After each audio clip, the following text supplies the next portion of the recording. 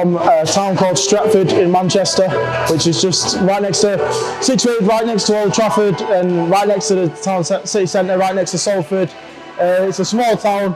Obviously, I'm from a sub-area called Gorse Hill in Stretford, which again it's not really well known, but you know, hopefully I can put it on the map soon. You know what I'm saying? But yeah, that's where I'm from. So in boxing, I've always looked up to guys like George Foreman, Sonny Liston, Ernie Shavers, Ron Lyle, just because the big guys, and they wear their heart on the sleeve.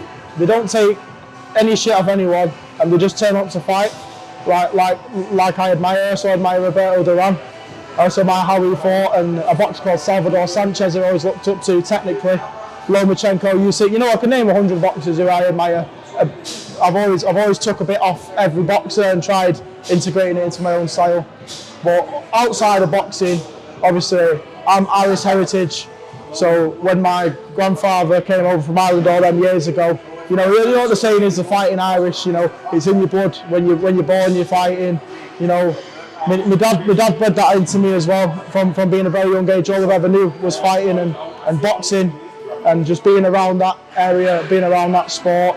I think my family are hard-working people. So my granddad, he was a blacksmith. He's worked all his life, and now he's not he's in good health. But obviously, when you work all your life, you can see it takes a toll on your body.